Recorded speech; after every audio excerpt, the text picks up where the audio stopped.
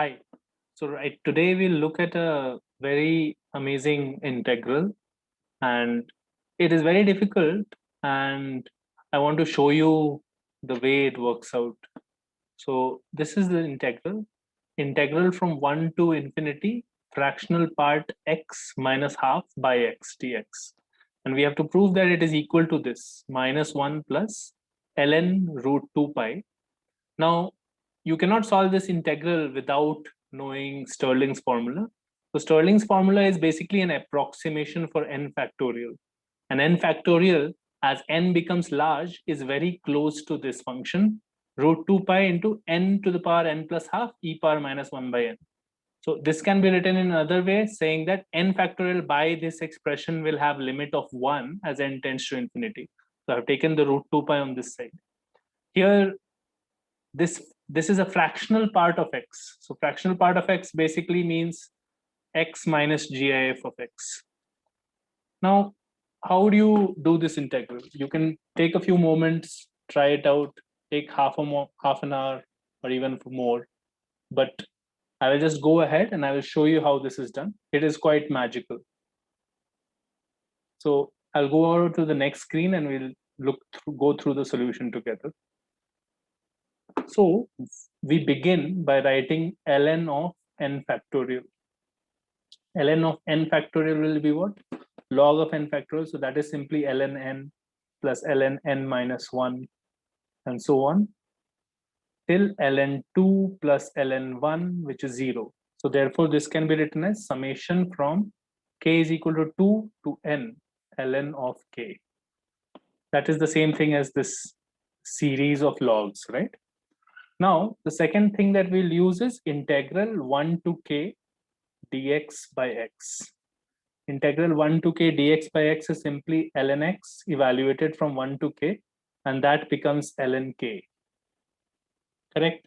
So, therefore, using that fact here, what we can write is using 2 in 1. You can write ln n factorial becomes equal to summation of 2, k is equal to 2 to n ln k, and that is equal to summation k is equal to 2 to n integral 1 to k dx by x, right? Because this integral is equal to ln k, right? And we had ln k here. So I'm just putting that here. So this is using 2 in 1, right? Cool. Another thing that we can do here is integral 1 to k dx by x. Let's think about what this is, okay? So this is actually equal to this summation. J goes from 1 to j goes to k minus 1. And this is integral j to j plus 1. You will realize why we are doing this towards the end of the solution, because this is very crucial step here. So why is this true? This seems a little weird. Why is this correct? Because this part will become ln j plus 1 minus ln j. And when you sum it up, it is a telescoping series starting from 1. So it will start from ln 2 minus ln 1 plus ln 3 minus ln 2, and so on. It will continue till ln k. When you put k minus 1, you get ln k minus 1 plus 1. So ln k minus ln k minus 1.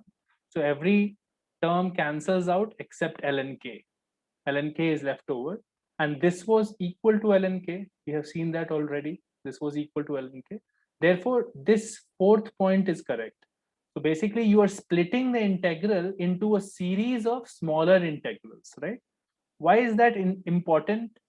Smaller integrals in the sense, notice that this interval is just one, basically 1 unit interval from j to j plus 1, right? And then you are doing it like basically from 1 to 2, then 2 to 3, and so on. You are splitting it up into many integrals.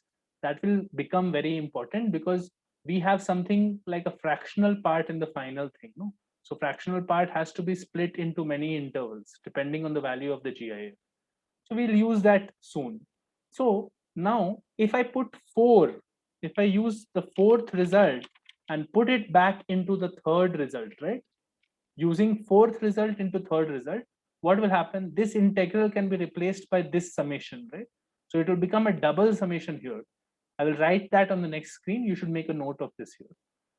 So this becomes number 5 result for us is ln n factorial is equal to summation k is equal to 2 to n, and inside now I am going to put the expression for integral 1 to k dx by x, which is now summation j goes from 1 to k minus 1, 1 to k minus 1, and what is inside? Integral j plus 1 dx by x, right? So this is now a double summation here, right? So let's try and add this. Let's try to figure out this double summation. So how do we do it? What you should do whenever you have many summations and all, what you should do is just list down first few terms. So let's do that for ourselves and we'll understand how to sum it up. If k is equal to 2, right, then j can go from 1 to 2 minus 1, 1 to 1. So you have only 1 to 2 dx by x as part of your sum. If k is equal to 3, j can go from 1 to 2, right? So you have first j is 1, so it is 1 to 2 dx by x. Then j can also be 2, right? Because summation of j is from 1 to k minus 1, which is 2. So therefore this becomes 2 to 3 dx by x, right?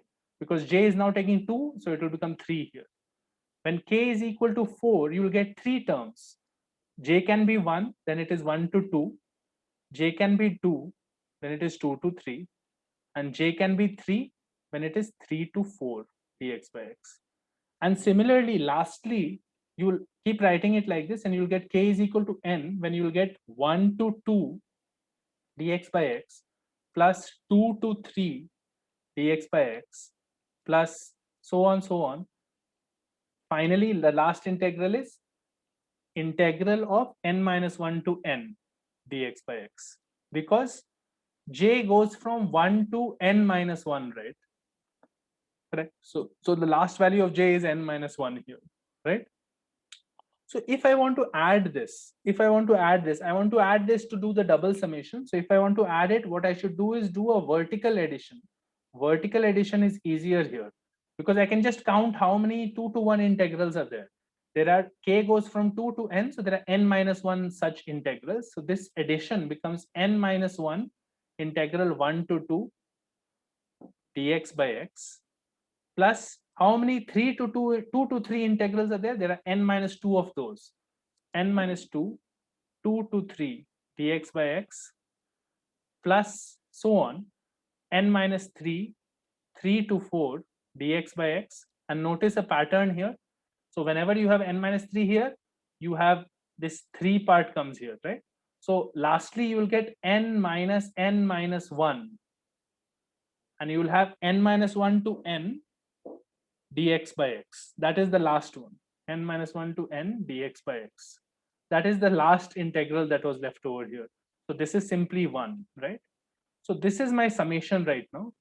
I will use the next screen to simplify this. So what I have is ln n factorial is coming out to be equal to basically n minus 1 integral 1 to 2 dx by x plus n minus 2 integral 2 to 3 dx by x plus n minus 3 integral 3 to 4 dx by x, so on till 1 into integral n minus 1 to n dx by x, right? Take this n minus 1 inside, it becomes 1 to 2 n minus 1 by x dx plus 2 to 3 n minus 2 by x dx plus 3 to 4 n minus 3 by x dx and so on till n minus 1 by n, and this is 1 or basically n minus 1 by x dx, right? Now notice that here you can spot a good pattern here. From 1 to 2 there is n minus 1, from 2 to 3 it is n minus 2, 3 to 4 it is n minus 3. So you can write this as 1 to 2 n minus gif of x by x dx. Why? Because clearly GIF of x from 1 to 2 will be 1, no? And GIF of x from 2 to 3 will be 2, right? So the integrand becomes constant. Every integrand is constant now, right? Is the same integrand, right? So that is very convenient because now we can write it as one integral. This is what is coming, right? So this becomes very nice because now what we can write it as, this is the same function being integrated from 1 to 2, 2 to 3 till n minus 1 to n. So it can be written as 1 to n minus GIF of x by x dx. And now we are very close to the proof because ln n factorial has become equal to this, right? So now what? This is, let's say this is result 5 for us, right? So I'll use this result 5. Result 5 says that ln n factorial is equal to integral 1 to n minus GIF of x by x dx. So how do we simplify it? We will just put GIF of x as x minus fractional part of x. Correct? That is a correct statement. Now we can write this here 1 to n minus x plus fractional part of x by x dx, right? Split the integral into 3 parts, n by x from 1 to n dx minus 1 from 1 to n dx plus integral 1 to n fractional part of x by x dx, right? So evaluating this integral, this is n ln x, evaluated from n to 1, it becomes n ln n, n ln n. This becomes minus n minus 1, and this we cannot evaluate right now. This will just write it like this, okay? And notice that in the problem that we had fractional part of x minus half in the problem that we were starting out to prove, right? So what I will do is I will just construct that somehow. So you have n ln n minus n plus 1 plus, let's make it fractional part of x minus half by x plus half by x, right? That doesn't change anything, but we are just making it look like the integral in the problem, right? So this becomes n ln n minus n plus 1. Let's evaluate this integral. This is half ln x. So plus half ln x becomes ln n when you evaluate in the limits 1 to n. And now you have, finally you have 1 to n fractional part of x minus half by x dx, right? Now that was the integral that we wanted, right? Although we wanted it from 1 to infinity. So we'll come to that. So this is becoming equal to basically n plus half ln n minus n plus 1 plus integral of 1 to n fractional part of x minus half by x dx, right? And that is equal to ln of n factorial, right? That is equal to ln of n factorial. So now what? Now we'll do some simplifications here. So I will just write the result again, n plus half ln n minus n,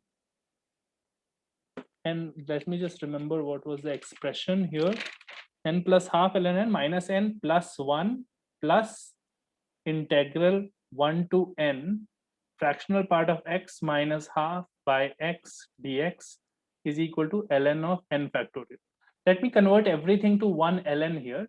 I can write this as n, basically ln n power n plus half, and this one I can write as plus ln e power minus n, right?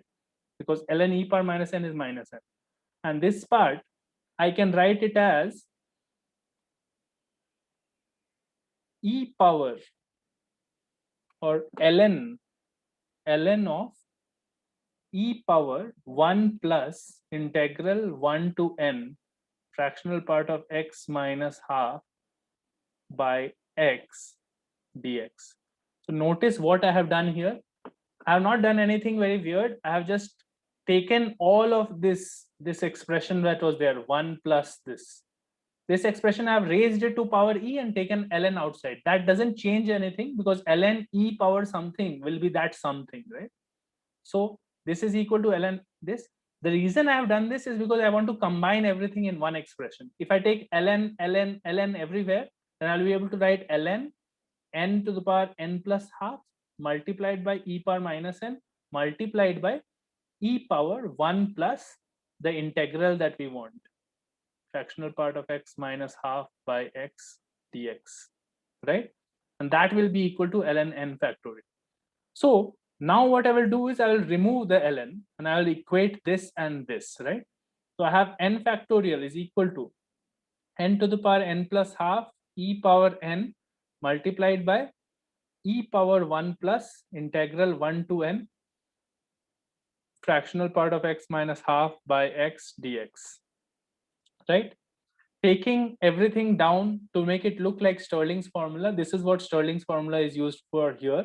We get n factorial by n to the power n plus half e power minus n is equal to e power 1 plus integral 1 to n fractional part of x minus half by x dx. So we are now almost there. So this expression, if I take limit n tends to infinity, limit n tends to infinity, in the beginning we had pointed out that this part will become root 2 pi, right? Because this is Stirling's formula, n factorial by n power n plus half e power minus n. So it will become root 2 pi. And what happens to this part when you take limit n tends to infinity? It becomes e power 1 plus n becomes infinity, right? So I will write the result on the next page. It is becoming e power 1 plus integral 1 to infinity fractional part of x minus half by x dx is equal to root of 2 pi. This is after taking limit n tends to infinity, right? Now just take a log and you get 1 plus 1, this expression, my integral from 1 to infinity is equal to ln root 2 pi. This is what we wanted to prove, right? We have the integral that we wanted. The integral that we wanted, I, is equal to minus 1 plus ln root 2 pi. Now, this is just absolutely amazing because there is no straightforward way to solve that integral. We cannot do fractional parts very easily. From 1 to infinity, you definitely cannot do fractional parts. So you have to take a limiting case here. And you have to do 1 to n and then take a limit. And again, this expression has appeared out of nowhere and it comes because of Stirling's formula. The question was from a textbook called Irresistible Integrals. And the solution there in the textbook is quite dense and difficult to follow. He skips a few steps in the solution.